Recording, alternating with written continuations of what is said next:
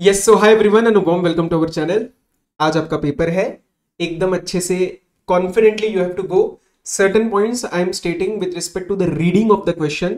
ये गलतियां हमने क्लास में देखी है, मॉक टेस्ट में देखी है, तो एक बार फटाफट से आपको बता देता हूं नेक्स्ट 5 to 6 मिनट्स में। सुनना मेरी बात। एमसीक्यूज में at first go in my opinion please do not go for a detailed read.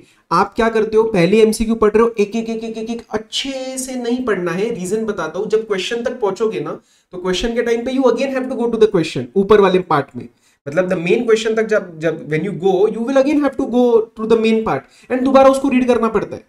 So my opinion, आप जस्ट अंडरस्टैंड करो कि स्ट्रक्चर क्या है। स्ट्रक्चर मतलब भैया कहानी क्या चल रही है, कौन सा धंधा है, कौन आदमी है, क्या कर रहा है, ताकि पता चले कि जो क्वेश्चन आने वाला है मेरे को कौन से पैराग्राफ में जाके उसको रीड करना है, ताकि मैं एमसीक्यू सही से अटेम्प्ट करूं। बराबर। आप क्वेश्चन को अपना क्लाइंट समझ लेना। क्लाइंट आपको कैसे बताता है, मैं ये करता हूं, मैं वो करता हूं, ऐसा है, तो बस उसको एक ब्रीफली आपको रीड लेना है so that you understand which information is where. एक और इंपॉर्टेंट बात, एमसीक्यूज करते वक्त अगर आपको कॉन्फिडेंटली कोई आंसर पता चल रहा है, इट इज ओके अगर आप सब के सब पार्ट्स को दोबारा एनालाइज ना करो। हम कभी कभार क्या करते हैं, हमें पता है कि let's say answer is B, तो हम ए सी डी को भी एक बार देख लेते हैं, हाँ ये तो नहीं है ना, ये तो नहीं है ना। ऐसे मत करना। If you are completely confident about that part, it's okay if you mark it and you move ahead. मैं कह रहा हूं जब आप 100 to like more than 100% confident हो कि वो पार्ट है, ब्रीफ रिव्यू आप ले सकते हो 4 ऑप्शन का, लेकिन if you are clear don't overthink it again and again, वो कंफ्यूजन क्रिएट होता है फिर। ओके अब सर क्वेश्चन में ना इस चीज की गलती होती है, समटाइम्स द क्वेश्चन आस्क कि क्या जीएसटी लगेगा क्या, और sometimes the question asks exempt है क्या। तो आपको ध्यान से देखना है जीएसटी लगेगा या नहीं, यस नो करना है, या एग्जेम्प्ट होगा या नहीं, इस पे ध्यान देना है। So the tone of the question changes. Paper में ध्यान देना क्या पूछा जा रहा है। कभी कभार वो सीजीएसटी के रिस्पेक्ट में आंसर पूछता है, कभी कभार टोटल सीजीएसटी प्लस एसजीएसटी के केस में आंसर पूछता है। नवंबर 24 में एक सवाल आया था, उसके अंदर उन्होंने टोटल पूछा था एंड वो अपनी लिमिट लगती है ना 73 वाली, 10,000 और 10% विच एवर इज हायर, तो 10,000 आंसर बन रहा था, लेकिन टोटल पूछा था तो 20,000 लगना था, लेकिन बच्चों ने 10,000 मार्क किया था। तो प्लीज एकदम आराम से देखो कि क्वेश्चन की रिक्वायरमेंट क्या है। ग्रॉस पूछ रहे, नेट पूछ रहे, आईटीसी का इंपैक्ट लेना है या नहीं लेना है, आउटवर्ड ट्रांजैक्शन के बारे में पूछा है, या आरसीएम लायबिलिटी भी मुझे उसके अंदर लेनी है, बिकॉज आरसीएम लायबिलिटी जो होती है, आरसीएम के रिस्पेक्ट में टैक्स लायबिलिटी जो होती है वो इनवर्ड ट्रांजैक्शंस के रिस्पेक्ट में होती है। तो छोटे छोटे शब्द होते हैं, एमसीक्यू में खेला जाता है, प्लीज पे अटेंशन, आराम से क्वेश्चन को रीड करना, सिंपल। ओके अब डिस्क्रिप्टिव में सुनो।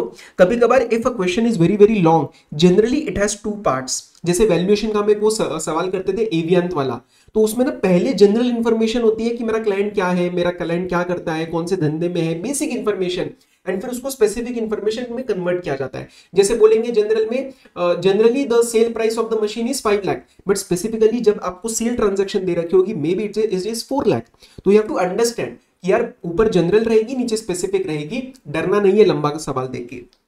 Please pay attention on what is the constitution of the client. Company है क्या, एलएलपी है क्या, फर्म है क्या, इंडिविजुअल है क्या, it will depend in your RCM FCM. RCM FCM का एनालिसिस करने से पहले चैप्टर नंबर 4 एग्जामिशन का एनालिसिस करना मत भूलना। क्या बात समझ में आ रही है? ओके एंड प्लीज एक और pay attention, some person being a registered and that person's previous year registration more than or less than the threshold are two separate things. It is possible that my last year turnover did not cross the registration threshold, but I am registered because voluntary registration is allowed. Okay, and it is possible that my last year turnover was more than registration threshold, but maybe I am not taken registration pursuant to some exemptions under section 23. बराबर। State of registration, इस पे भी आप ध्यान दोगे।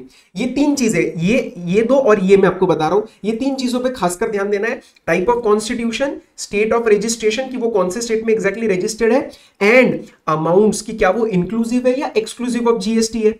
एक और चीज मैं अभी बताता हूं आपको, टाइम पीरियड की। इंक्लूसिव और एक्सक्लूसिव जीएसटी पे हमेशा ध्यान देना, कभी कभार जल्दबाजी में आप अज्यूम कर लेते हो एक्सक्लूसिव है, जनरली इसकी जो बात रहेगी वो एंड में जाके दे रखी होगी, एंड में।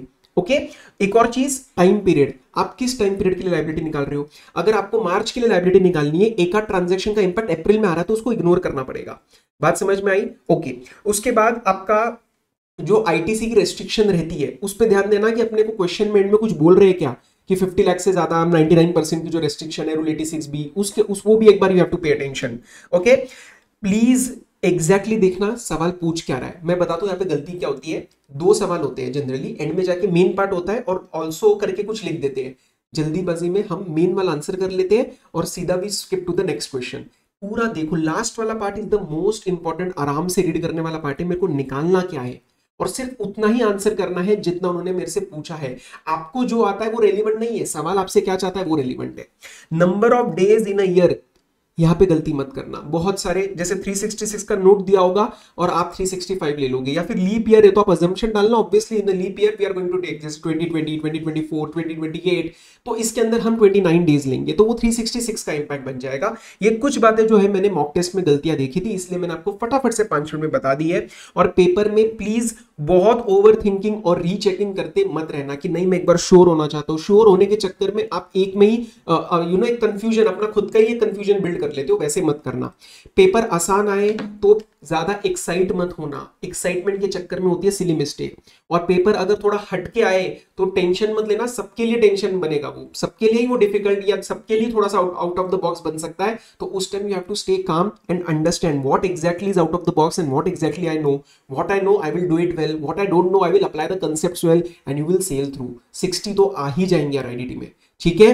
कहीं पे भी अगर लगे ना एकदम पैनिक हो रहा है, डर लग रहा है एग्जाम हॉल में, अगर आप मेरे साथ थोड़ा सा कनेक्शन एक फील करते हो तो मेरे को इमेजिन करना, मेरी आवाज इमेजिन करना, मैं आपके साथ में बैठा हूं और मैं बोल रहा हूं कि यार करो, जितना आता है उतना करो। तुम्हें ऐसा नहीं होगा कि कुछ भी नहीं आता है उस पार्ट में, उस क्वेश्चन में। What ever you do, what ever you know, handle it well, balance में अच्छे से कंसेप्ट लगाओ, निकल जाएगा, ठीक है। सो स्टे कॉन्फिडेंट, अच्छे से दो। मिलते हैं शाम को 5 बजे के बाद एक ब्रीफ ओवरऑल रिव्यू के लिए। टेक केयर, गो एंड धूम मचा दो।